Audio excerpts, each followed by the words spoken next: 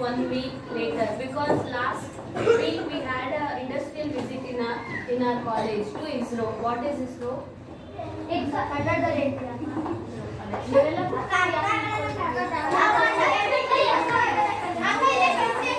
ಕನ್ನಡದಲ್ಲೂ ರಿಪೀಟ್ ಮಾಡ್ತೀನಿ. ನಮ್ದು ಲಾಸ್ಟ್ ಕ್ಲಾಸ್ ಮಾತಾಡೋ ತುಂಬಾ ಗ್ಯಾಪ್ ಆಯ್ತಲ್ವಾ, ಲಾಸ್ಟ್ ವೀಕ್ ಬಂದಿರ್ಲಿಲ್ಲ. ಲಾಸ್ಟ್ ವೆಡ್ನೆಸ್ಡೇ ನಾವು ಇಸ್ರೋ ಹೋಗಿದ್ವಿ. ಇಸ್ರೋ ಅಂತ ಗೊತ್ತಾ ನಿಮ್ಗೆ? ಇಂಡಸ್ಟ್ರಿಯಲ್ ವಿಸಿಟ್ ಟ್ರಿಪ್ ಅಲ್ಲ, ಲೈಕ್ ಎಜುಕೇಶನಲ್ ತರ. ಓಕೆನಾ? ಇಸ್ರೋ ಅಂದ್ರೆ ಇಂಡಿಯನ್ ಸ್ಪೇಸ್ ರಿಸರ್ಚ್ ಆರ್ಗನೈಸೇಷನ್. ನೀವ್ ಯಾರು ಚಂದ್ರಯಾನ್ ಹೇಳಿಲ್ವಾ? ಚಂದ್ರಯಾನ್ 2, 3 ಇದೆಲ್ಲ ಗೊತ್ತಲ್ವಾ? 4, 5 ಓಕೆನಾ? Chandrayaan you all heard about it ಅಲ್ವಾ?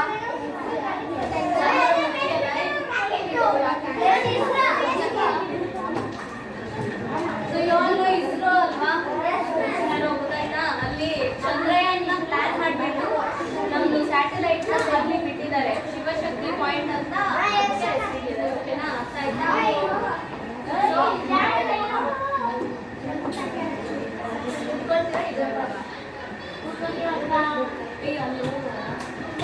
ಇಲ್ಲಾಂದ್ರೆ ಇಲ್ಲಿ ಜಾಗ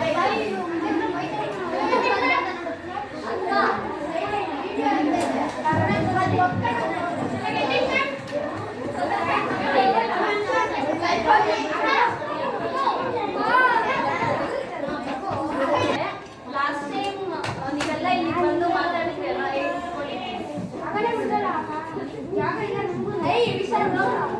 ಓಕೆ ಗರ್ಲ್ಸ್ ಸೈಡ್ ಕೂತ್ಕೊಳ್ಳಿ ಬಂದು. ಸರಿ, ಈ ಲಾಸ್ಟ್ ಟೈಮ್ ನೀವೆಲ್ಲ ಒಬ್ಬೊಬ್ರು ಬಂದು ಸ್ಪೀಚ್ ಮಾಡಿದ್ರಿ ಅಲ್ವಾ? ನಿಮ್ಗೆಲ್ಲ ನೆನಪಿದ್ಯಾ? ಅದರಲ್ಲೆಲ್ಲ ತುಂಬಾ ಕಲ್ತಿದ್ರಿ.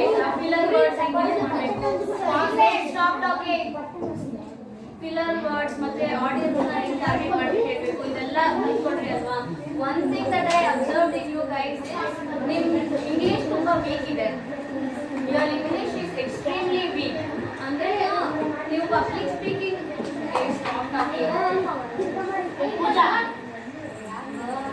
okay when you do public speaking your language first should be very precise, very clear.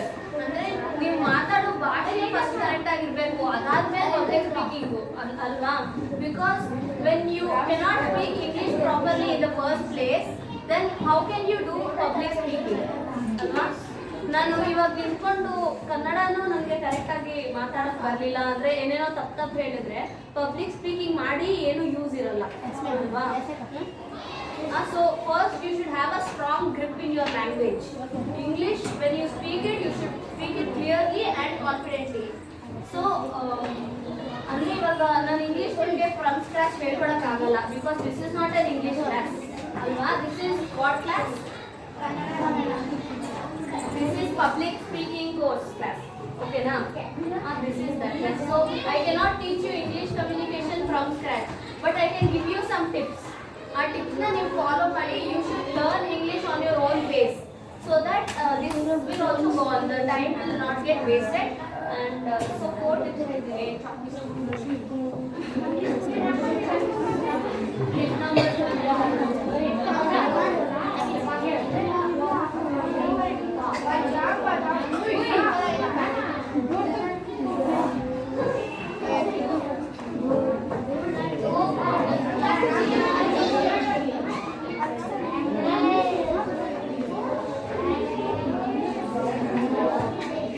What is tip number 1?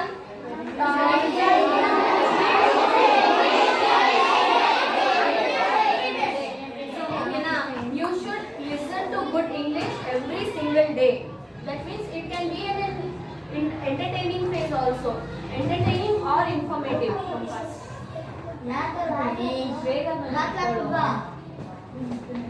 Okay, you should listen to good English every single day.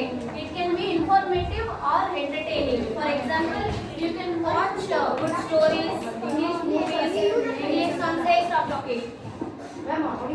English songs ಕೇಳ್ಬೋದು. ಮತ್ತೆ ಇನ್ನೇನೇನು ಮಾಡ್ಬೋದು? ಇವಾಗ for example ನಾವು ಕನ್ನಡ ಹೆಂಗೆ ಕಲಿತ್ವಿ, daily ನಮ್ಮ parents ಮಾತಾಡೋದನ್ನ ನೋಡ್ಬಿಟ್ಟು ಕನ್ನಡ ಕಲ್ತಿದ್ದೀವಲ್ವಾ? ಆ ಕನ್ನಡ ಹಂಗೆ ತಾನೇ ಕಲ್ತಿದ್ದು. ಸೊ ನೀವು ಹಂಗೆ ಇಂಗ್ಲಿಷ್ ಕಲಿಬೇಕು ಅಂದ್ರೂ ಡೈಲಿ ಗುಡ್ ಇಂಗ್ಲಿಷ್ ಕೇಳಬೇಕು. You listen to good English. For example, you can listen to speeches or cartoons, English cartoons, English songs, informative or entertaining. Both will work good for this one. So listen to good English every single day. Will you all do that? When you listen to good English every single day, it will enhance your ability to speak with good vocabulary and everything. So firstly, you should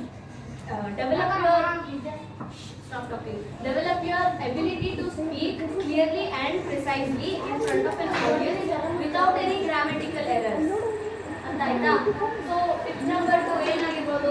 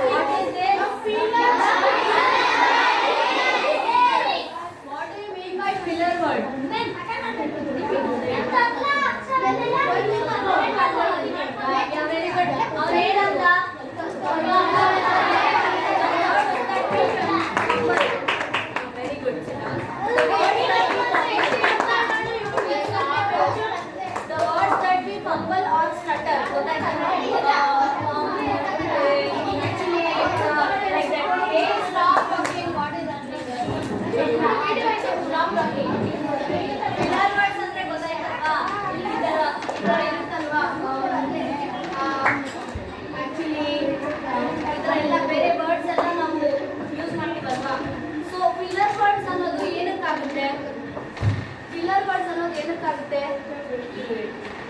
ಹೇಳು ನಿನ್ನ. So filler words happen in the process of thinking. When we are thinking in our mind, we will go like that. Did you understand? Filler words ಆಗೋದು ಅಂತ ಒಂದು situation ಅಲ್ಲಿ. ಆ situation ಅಲ್ಲಿ ನಾವೇನ್ ಮಾಡ್ಬೋದು?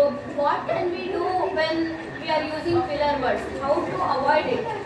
You can just give a simple pause. Like for example, if I am saying something, I can continue it like this. If I am saying something, I can continue like this. Anta helo badlu, you can give a silent pause in the middle. Like instead of saying or you can just pause for a second, and then at that time you can think. Just completely avoid these filler words. Okay? It doesn't sound good in communication. Okay? ಯಾಕೋ ಏನು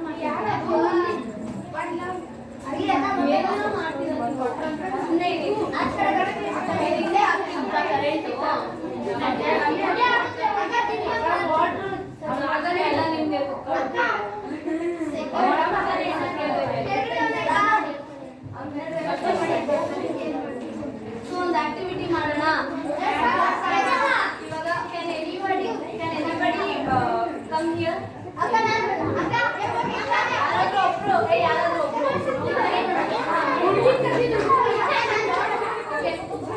Okay, listen. ಇವಾಗ ಇವ್ರು ಒಂದು activity ಕೊಡ್ತೀನಿ. Stand in the middle.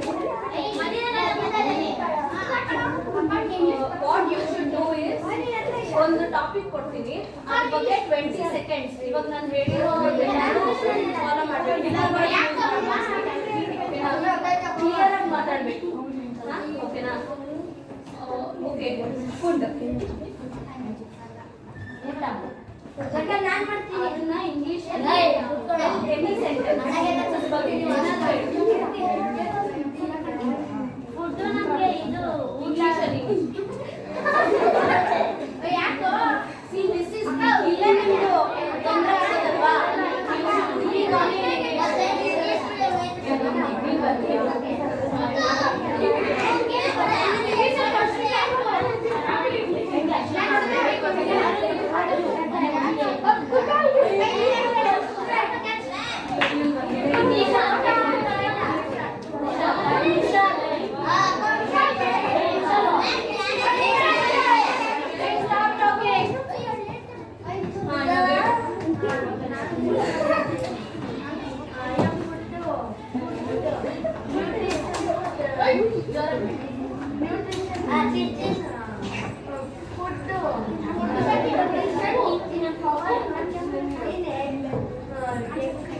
Filler words avoid.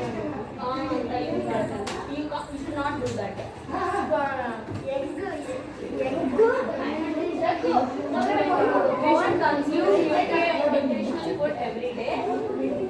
Eagle has to stop talking. Stop talking. Cover healthy in food. Okay, very good.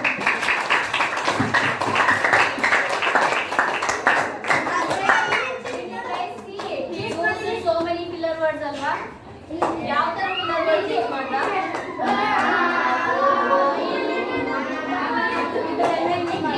So instead of that, what you can do? What you can do to avoid filler words? ಏನ್ ಮಾಡ್ಬೋದು filler words avoid ಮಾಡಕ್ಕೆ?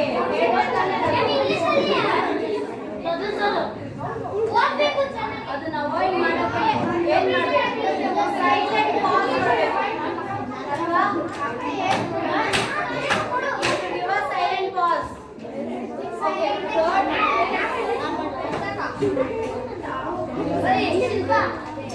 ಏನು? ಅಶ್ರಿ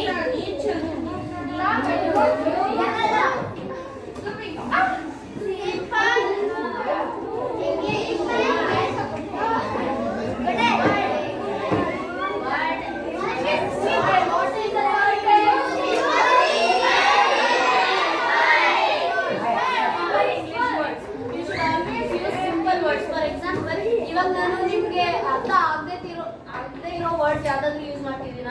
for example ನನಗೆ space ಅಂದ್ರೆ ತುಂಬಾ ಇಷ್ಟ ಅನ್ಕೊಳ್ಳಿ. I am extremely fascinated about space ಅಂತ ಹೇಳಬಹುದು.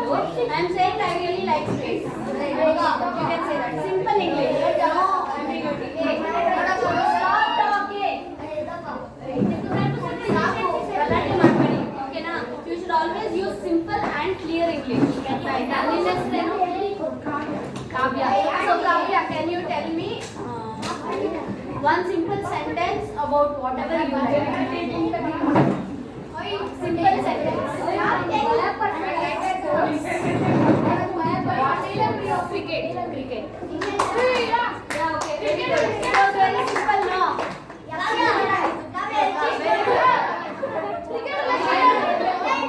Big words. You don't need any big words, or you don't need words that are very fancy. ಅದೆಲ್ಲ ಕೇಳಕ್ಕೆ ಚೆನ್ನಾಗಿರುತ್ತೆ. It will be very good to listen for us. But ಆದ್ರೆ ಮಾತಾಡುವಾಗ ನಮಗೆ confuse ಆಗ್ತಿರುತ್ತೆ ಅಲ್ವಾ? So if you want to have confidence, you should use simple English. ಅರ್ಥ ಆಯ್ತಾ? Simple English. And before ಏನು?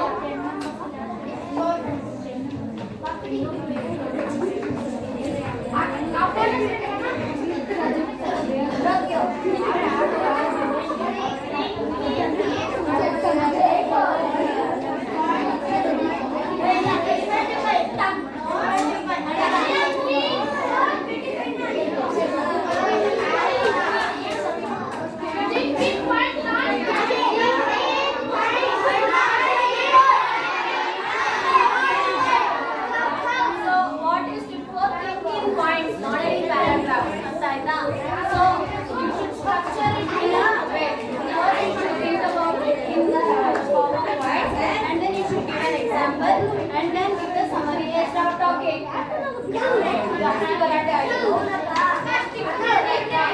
Sequence ಅರ್ಥ ಆಯ್ತಾ? What is the sequence? ಬರೀ ಗರ್ಲ್ಸೇ ಕರೆಕ್ಟ್ ಆಗಿ ಕೇಳೋದು, ಬೇರೆ ಯಾರು ಕೇಳಲ್ಲ.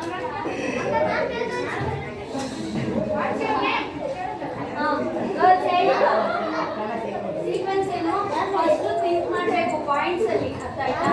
ಪ್ಯಾರಾಗ್ರಾಫ್ ಬೈಟ್ ಹೊಡಿಬಾರ್ದು ನೆಕ್ಸ್ಟ್ ಥಿಂಕ್ ಮಾಡುವಾಗ. ಆಯ್ತಾ? ಅದಾದ್ಮೇಲೆ ಎಕ್ಸಾಂಪಲ್ ಕ್ಲಾಸ್ ಬೋರಿಂಗ್ ಅನ್ಸಿದ್ಯಾ?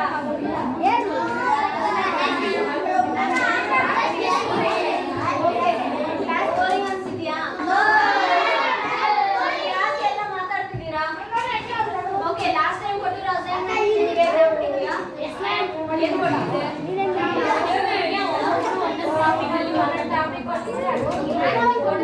ಒಂದು ಸೆಂಟೆನ್ಸ್ ನ 3 ಟೋನ್ ಅಲ್ಲಿ ಹೇಳ್ಬೇಕು ಅಂತ ಹೇಳಿದ್ರೆ, ಸ್ಯಾಡ್ ಟೋನು, ಹ್ಯಾಪಿ ಟೋನು.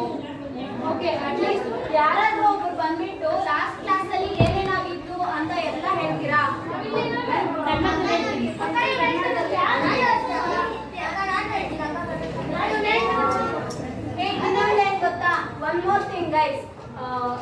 ನೀವು ಮಾತಾಡಿದ್ದು ಇಲ್ಲಿ ಬಂದು ಹೇಳಿದ್ದು ಮತ್ತೆ ನೀವು ಕ್ಲಾಸಲ್ಲಿ ಇಂಟರಾಕ್ಟ್ ಮಾಡಿದ್ದು the way you were in the last class everything ಅದೆಲ್ಲ ರೆಕಾರ್ಡ್ ಮಾಡ್ಕೊಂಡಿದ್ವಿ ಅಲ್ವಾ, ರೆಕಾರ್ಡ್ ಆಗಿತ್ತಲ್ವಾ, ಅದು ಯೂಟ್ಯೂಬಲ್ಲಿ ಅಪ್ಲೋಡ್ ಆಗಿದೆ. ನೀವು ಮಾತಾಡಿದ್ದು ಯಾರ್ಯಾರು ಸ್ಪೀಚ್ ಕೊಟ್ಟಿದ್ರಿ ಅದೆಲ್ಲ ವಿತ್ ಸಬ್ ಟೈಟಲ್ಸ್ ಬಂದಿದೆ. ಅದು ನಿಮ್ಗೆ ಲಿಂಕ್ ಕಳಿಸ್ತೀನಿ, ಯಾರಾದ್ರೂ ಒಬ್ರು ನಂಬರ್ ಕೊಡಿ.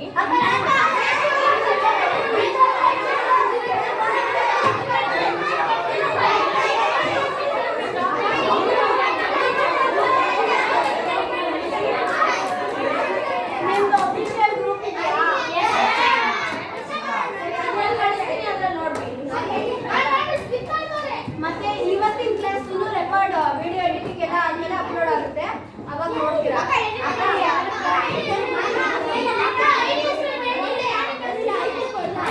ಓಕೆ, ನಿಮ್ದು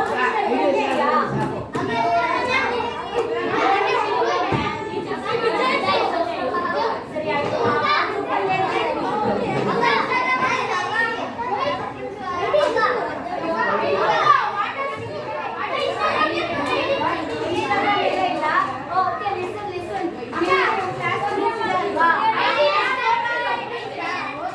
ಆ ಕ್ಲಾಸ್ ಗ್ರೂಪ್ಗೆ ನಾನು ಜಾಯ್ನ್ ಆಗ್ಬಿಟ್ಟು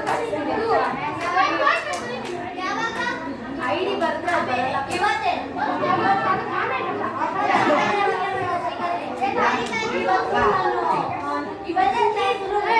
ಮಾಡ್ಬಿಟ್ಟು ಅದನ್ನು ಕಳಿಸ್ತೀನಿ. ಜಾಸ್ತಿ ಗೊತ್ತಾ, ಯಾರು ಸೈಲೆಂಟ್ ಆಗಿರ್ಲಿಲ್ಲ, ಜಾಸ್ತಿ ಕಿಚ್ಚಿ ಕಿಚ್ಚಿ ಬಂದು ಕೂತಿ ನನ್ನದು ಗಂಟೆ ಇದಾಗ್ಬಿಟ್ಟಿದೆ.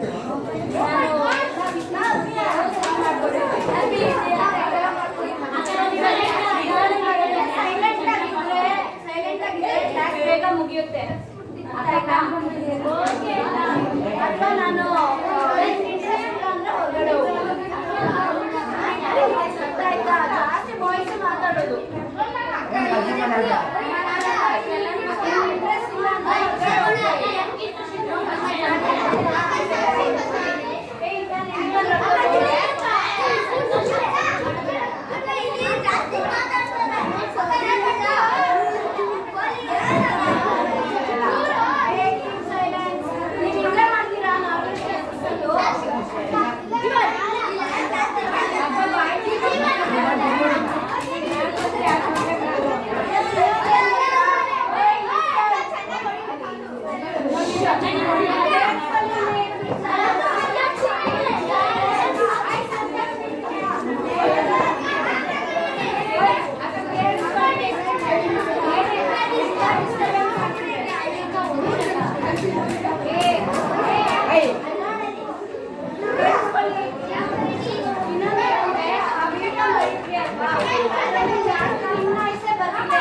ನಾನು ಹೇಳೋದಕ್ಕಿಂತ ನಿಮ್ಮ ನಾಯ್ಸೇ ಜಾಸ್ತಿ ಬರ್ತಿದೆ, ಬ್ಯಾಕ್ಗ್ರೌಂಡ್ ನಾಯ್ಸು.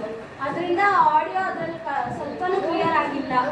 ನೀವು ಇವಾಗ ಸೈಲೆಂಟ್ ಆಗಿದ್ರೆ ನಿಮ್ಮ ವಿಡಿಯೋಸ್ ನೀಟಾಗಿ ಬರುತ್ತೆ. ಸೈಲೆಂಟ್ ಆಗಿರಿ. ಓಕೆ,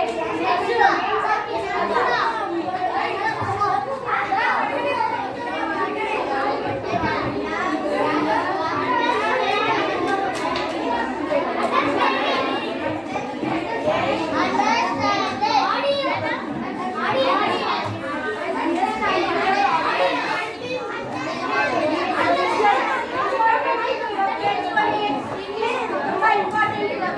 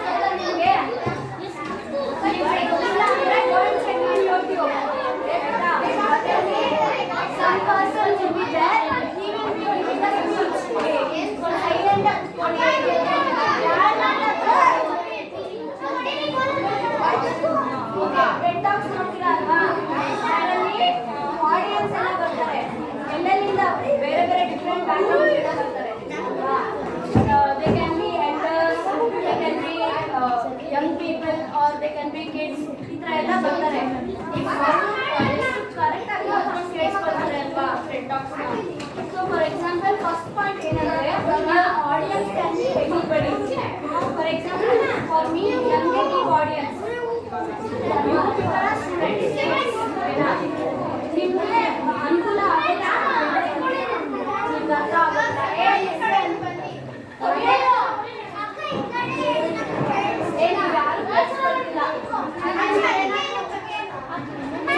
ದೊಡ್ಡವರಾಗಿದ್ರೆ ನಿಮ್ಗೆ ನಾನು ಯಾವ ಥರ ಇಂಗ್ಲೀಷಲ್ಲಿ ಹೇಳಿದ್ರು ಅರ್ಥ ಆಗ್ತಿತ್ತು. ಅಂದ್ರೆ ನಾನು ಎಷ್ಟು ಫ್ಯಾನ್ಸಿ ಎಷ್ಟು ಕಷ್ಟ ಆಗಿರೋ ವರ್ಡ್ ಯೂಸ್ ಮಾಡಿದ್ರು ನಿಮ್ಗೆ ಅರ್ಥ ಆಗ್ತಿತ್ತು. But since you are all students, I should use simple English and teach you in an interactive way. ಆವಾಗಲೇ ನಿಮಗೆ ಅರ್ಥ ಆಗೋದು. ಸೊ ನನ್ನ ಟಾರ್ಗೆಟ್ ಏನು, ಸ್ಟೂಡೆಂಟ್ಸ್ ಆಡಿಯನ್ಸ್ಗೆ ಯಾವ ಥರ ಹೇಳ್ಕೊಡ್ಬೇಕು ಆ ಥರ ಹೇಳ್ಕೊಡ್ಬೇಕು. ಅರ್ಥ ಆಯ್ತಾ? For example how will you greet your friend? Okay, ಯಾರು group you stand up. How will you greet your friend?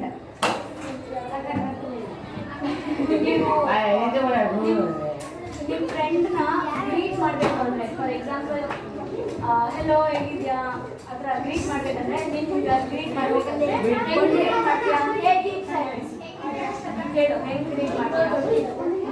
Hello ಚೆನ್ನಾಗಿದ್ದೀಯಾ, ಊಟ ಮಾಡಿದ್ಯಾ, ಹೇಗಿದ್ಯಾ? ಇವಾಗ ಫ್ರೆಂಡ್ ಜೊತೆ ಮಾತಾಡ್ಬೇಕಾದ್ರೆ when we are talking to our friend but ಈಗ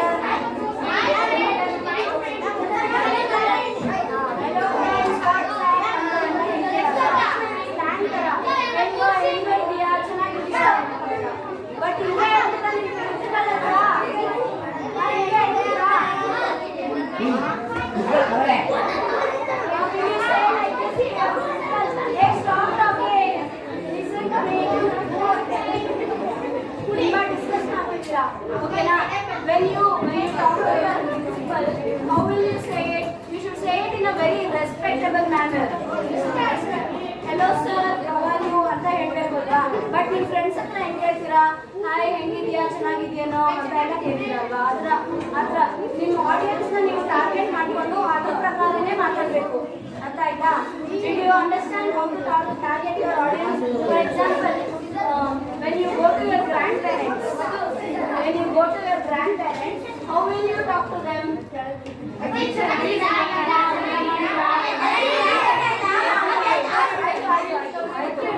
is an informal way of greeting them. Of course, you can be friendly with your grandparents, alva. You can be friendly and you can build a connection with them. But can you do the same thing with your teachers? Your teacher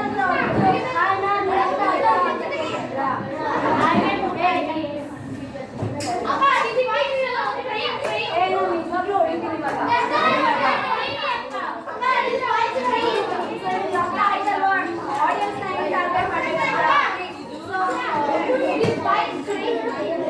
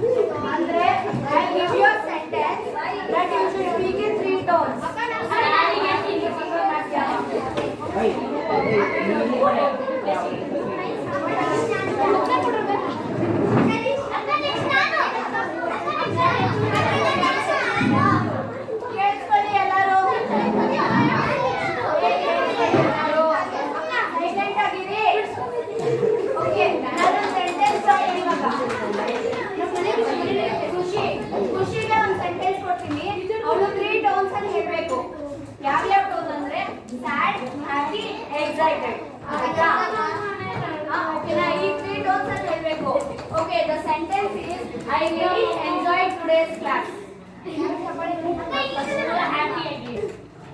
First happy again. I enjoyed today's class. I enjoyed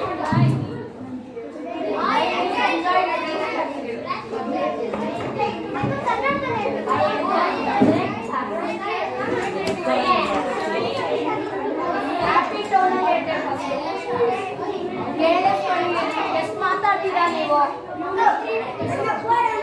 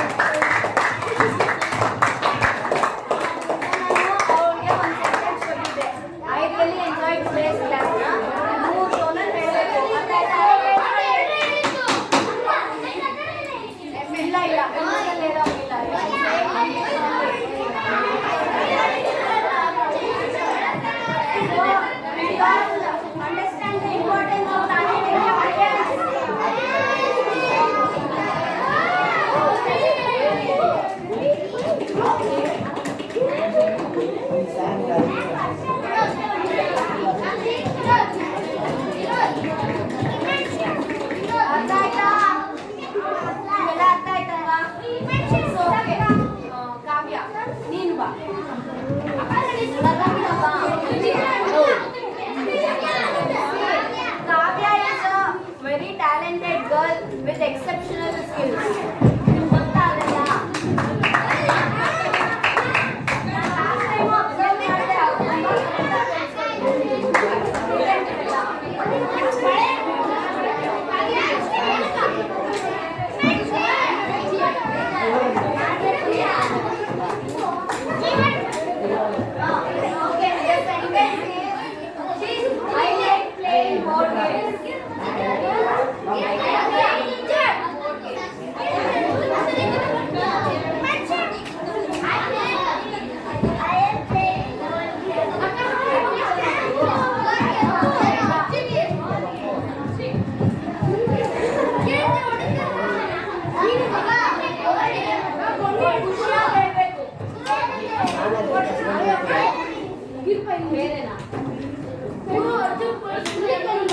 I like to eat delicious food.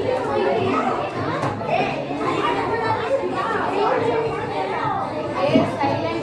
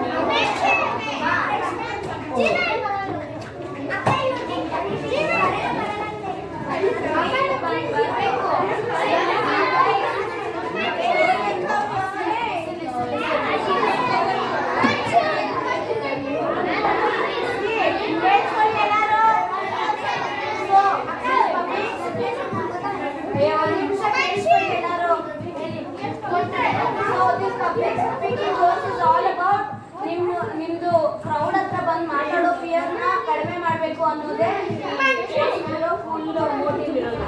ಅರ್ಥ ಆಯ್ತಾ? ನೀವು ಬರೋಕ್ಕೆ ಸ್ವಲ್ಪ ಸಂಕೋಚ ಪಟ್ಟರೆ ಮತ್ತೆ ನೀವೇನು ಕಲಿತೀರಾ? ನಿಮ್ಮ ಸ್ಕೂಲವ್ರು ಇನ್ವೆಸ್ಟ್ ಮಾಡಿದ್ದೆಲ್ಲ ವೇಸ್ಟ್ ಆಗುತ್ತೆ ಅಲ್ವಾ? ಹಂಗೆ ಮಾಡಬಾರ್ದು. ನಿಮ್ಮನ್ನ ಕರೆದಾಗ ನೀವು ಬಂದು ಮಾತಾಡ್ಬೇಕಲ್ವಾ?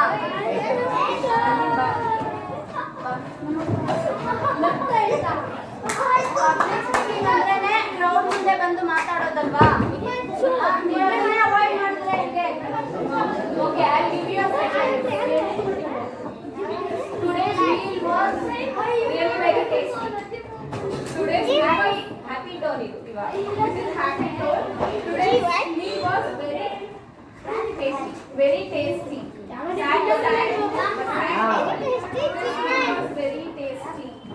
excited. Today, meal was very tasty. Very good.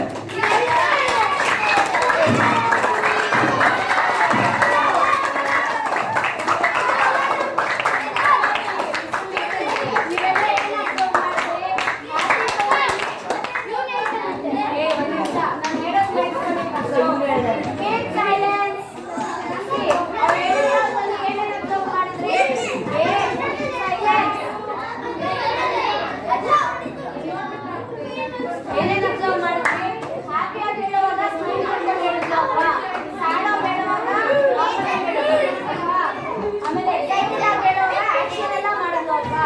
That is excitement. That is how ನಿಮ್ಗೆ ಅಂಡರ್ಸ್ಟ್ಯಾಂಡ್ ಆಗ್ತಿದೆ. ಟೋನ್ಸ್ ಎಷ್ಟು ಇಂಪಾರ್ಟೆನ್ಸ್ ಇರುತ್ತೆ. ಅವಳು ಎಷ್ಟು ಚೆನ್ನಾಗಿ ಮಾಡಿದ್ರಲ್ವಾ? ನಂಗೆ ಗೊತ್ತಿತ್ತು ಅವಳು ಚೆನ್ನಾಗಿ ಮಾಡ್ತಾಳೆ ಅಂತ. ಅದಕ್ಕೆ ನಾನು ಅವಾಗಿಂದ ಅವಳನ್ನೇ ಬರೀತೀನಿ. ಕ್ಲಾಪ್ ಫಾರ್ ಹರ್.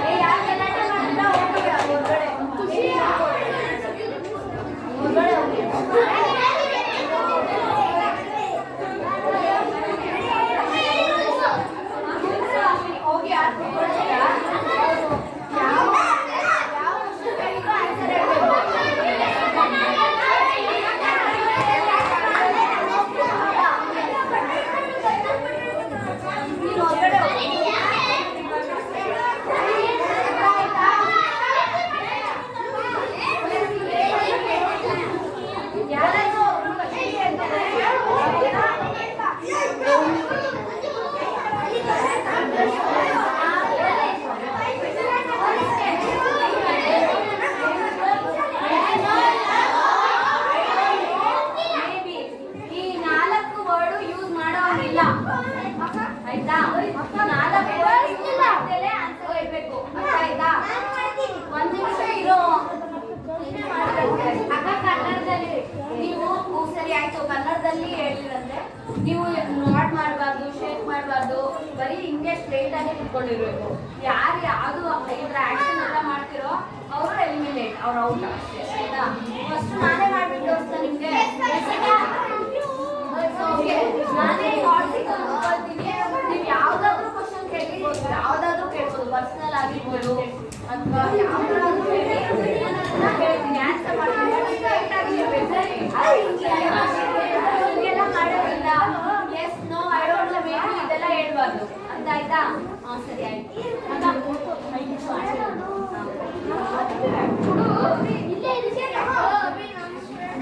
ಹೇಳ್ಬೋದು.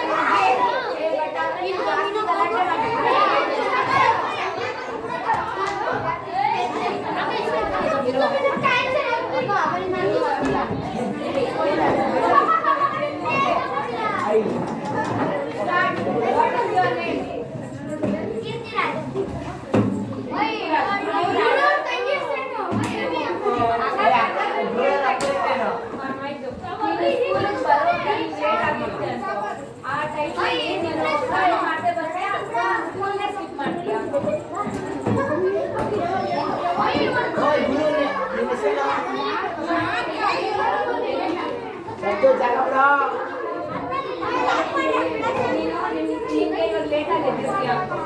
ಲೇಟಾಗಿ ಎದ್ದಿರ್ತೀಯ ಟೈಮ್ ಆಗಿರುತ್ತೆ.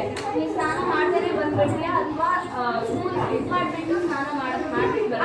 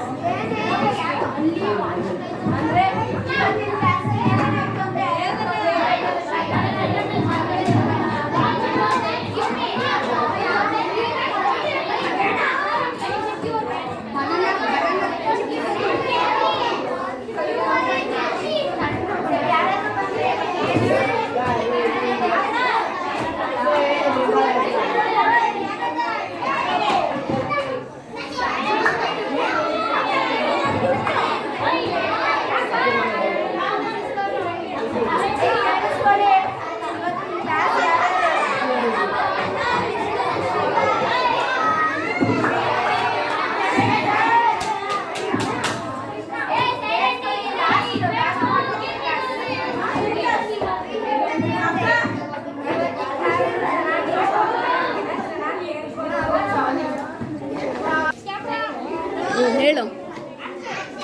ಇವತ್ತಿನ ಕ್ಲಾಸ್ ಚೆನ್ನಾಗಿತ್ತು. ಅಕ್ಕ ಚೆನ್ನಾಗಿ ಹೇಳ್ಕೊಟ್ರು ನಮಗೆ. ಆಟ ಎಲ್ಲ ಆಡ್ತಿದ್ರು, ಅದ್ರ ಬಗ್ಗೆ ಏನೇನು ತಿಳ್ಕೊಬೇಕು ಅಂತ ಹೇಳಿದ್ರು.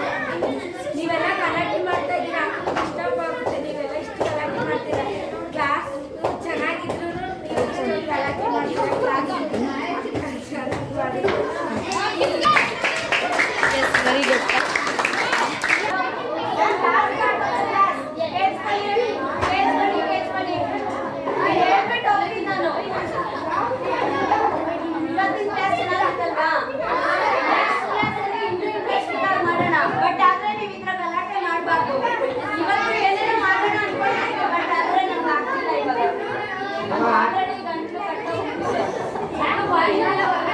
ಇನ್ನೊಂದು ವೀಕ್ ಬೇಕು ನಮಗೆ ಸರಿ ಹೋಗಕ್ಕೆ, ಅರ್ಥ ಆಯ್ತಾ? ನೀವು ನೆಕ್ಸ್ಟ್ ಕ್ಲಾಸ್ ಅಲ್ಲಿ ಸೈಲೆಂಟ್ ಆಗಿದ್ರೆ ಇನ್ನೂ ಇಂಟ್ರೆಸ್ಟಿಂಗ್ ಆಗಿ ಮಾಡೋಣ. ಇಲ್ಲ ಅಂದ್ರೆ ಹಿಂಗೆ ನಾನು ಬರೀ ಹೇಳ್ಕೊಟ್ಬಿಟ್ಟು ಹೋಗ್ತೀನಿ ಅಷ್ಟೇ, ಬೇರೆ ಏನ್ ಮಾಡೋಕ್ಕೂ ಟೈಮ್ ಸಿಗಲ್ಲ. ಅರ್ಥ ಆಯ್ತಾ? ನಾನು ಇದ್ರೊಳಗೆ ಹೋಗಿದ್ದೆ ಅಂತ ಹೇಳ್ತೀನಲ್ವಾ, ಅದ್ರ ಎಕ್ಸ್ಪೀರಿಯನ್ಸ್ ಕೇಳ್ತೀರಾ? ನೀವೆಲ್ಲ ಇದ್ರು ಅಂದ್ರೆ ಗೊತ್ತಲ್ವಾ? ಏನ್ ಮಾಡಿದ್ವಿ, ಇಂಟ್ರೆನ್ಸ್ ಮೂರ್ನ ಸ್ಯಾಟಲೈಟ್ ನ ಮೂರ್ ಹತ್ರ ಕಳ್ಸಿದ್ರು. ಅಲ್ಲಿಗೆ ಹೋಗಿರೋ ಪಾಯಿಂಟ್ ನ ಶಿವಶಕ್ತಿ ಅಂತ ಹೆಸರಿಟ್ಟಿದ್ದಾರೆ. ಅರ್ಥ ಆಯ್ತಾ? ಅಲ್ಲಿ ಏನು ಮಿಷನ್ ಅನಾಲಿಸಿಸ್ ಮಾಡ್ತಾರಲ್ವಾ, ಆ ಅನಾಲಿಸಿಸ್ ಮಾಡಿರೋ ಜಾಗದಲ್ಲೆಲ್ಲ ಹೋಗ್ಬಿಟ್ಟು ನಾವು ನೋಡಿದೀವಿ ಹೆಂಗೆ ಆಪರೇಟ್ ಮಾಡ್ತಾರೆ ಅಂತ. ತುಂಬಾ ದೊಡ್ಡ ಸ್ಕ್ರೀನ್ಸ್ ಇತ್ತು, ಗೊತ್ತಲ್ವಾ? ಆನಿಮೇಷನ್ ಎಲ್ಲ ಹೆಂಗಿರುತ್ತೆ ಅಂತ ತುಂಬಾ ಕಷ್ಟ ಇರುತ್ತಲ್ವಾ? ಅದ್ರ ತುಂಬಾ ದೊಡ್ಡ ಸ್ಕ್ರೀನ್ ಥಿಯೇಟರ್ ನೋಡಿದೀರಾ? ಆ ಥರ ಇತ್ತು. ಅದರಲ್ಲೆಲ್ಲ ಅವರು ಏನೇನ್ ಮಾಡಿದ್ರು, ಹೆಂಗೇನ್ ಮಾಡಿದ್ರು ಅಂತ ಎಲ್ಲ ಎಕ್ಸ್ಪ್ಲೇನ್ ಮಾಡಿದ್ರು ನಮಗೆ. ನಾವು ಕಂಪ್ಯೂಟರ್ ಸೈನ್ಸ್ ನ ಹೆಂಗೆ ಸ್ಪೇಸ್ ರಿಸರ್ಚ್ ಅಲ್ಲಿ ಯೂಸ್ ಮಾಡ್ಬೋದು ಅನ್ನೋದೆಲ್ಲ ಹೇಳ್ಕೊಟ್ರು.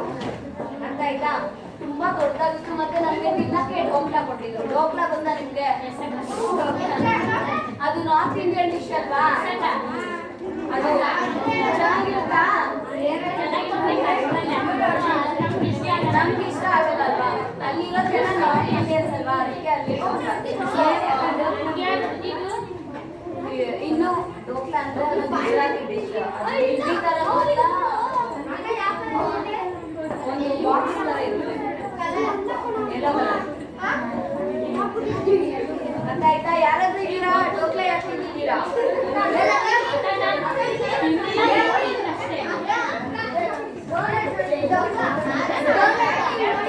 ಡೋನಟ್ ಅಲ್ಲ, ಡೋಕ್ಲಾ.